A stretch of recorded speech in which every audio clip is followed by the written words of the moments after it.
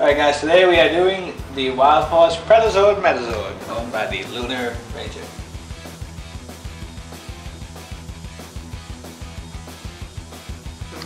Alright guys, here we have the Wild Zords for the Predazord Megazord, and we're going to start off with the Wolf. Wolf Megazord is pretty good. I like the detail artwork on it, really looks nice, the metal. It probably has the most articulation out of almost any Megazord. Has the most articulation. Head can move, mouth can move. And it kind of looks flimsy, but it's not really flimsy at all. It's really sturdy. Yeah, it'll stay in place. Like I do like its extending movement. Hind legs. They improved a little bit on the White Tiger. Giving it a little give. Yeah, I mean you can't really do anything with the hind legs anyways, considering the fact that that needs to be like that for the Megazord. Here's another clone of the blue shark and the hammerhead shark. Main difference, hammerhead. Does have articulation, can move side to side. It is purple. It's purple. Tail. Not really much to say other than the fact that it is a hammerhead and it does go on the same side as the other shark. Last but not least, we have one of the biggest Wild Force Zords ever. We have the alligator. Very articulated. Mouth does move a lot. Could eat you. Yeah, the articulation, when he says articulation, he means for the most part only the head. The legs, not really.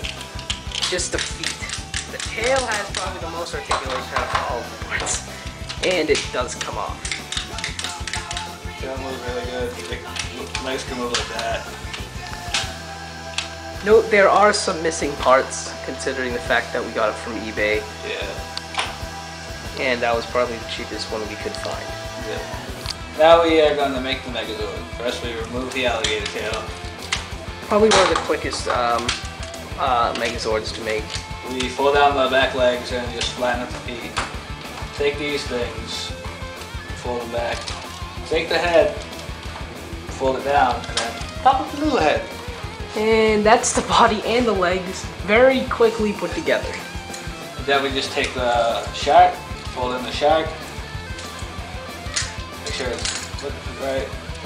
Fold in all its gear. Speaking of missing pieces, it's kind of broken. The inside's kind of broken, which we didn't get to even see. We would have thought about it a little bit more if we knew the inside was going to be broken. But it does fit if you find a way to fit it. So we take the wolf, we fold in its front legs. Just like the White Tiger, you fold it that. And then you fold hind legs back over, fold the head down, and pop it in place. And there we have the Wild Force Predazord. It was a very short review. It's probably going to be our shortest ones, but it was so simple. Yeah, it's because it wasn't. I don't think it was simply made. As you can see, the detail is completely tremendous on this. They took their time trying to do this detail, especially on the alligator. So you definitely have to give them credit for that. The good thing about the Zord, it does have two modes. When it's a Megazord, it has good mode when the Wolf Ranger finally joined up with Wild Force, and it has evil mode when the Zords were controlled by Zenaku, the org that the mask was put on the Luner Ranger. And another thing, it could have a staff with the alligator tail, but once again, eBay, we are missing a couple pieces. Yeah, so just, yeah, that's pretty much the Megazord. What would you give it?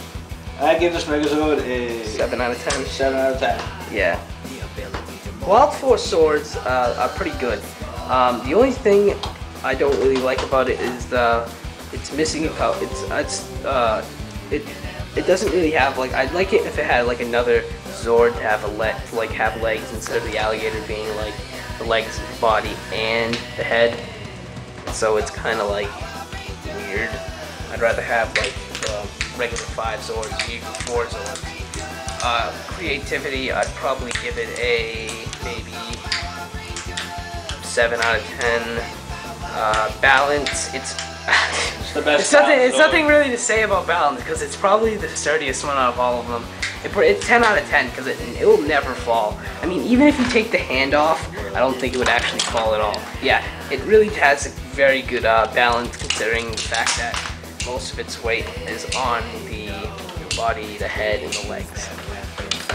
And like just happened, the inside of it, the inside of the shark it's kind of hard to see, but it's kind of broken inside of there. The blue shark, of course, has a little pin to hold that thing. And that's all for this quick review. Thanks for watching.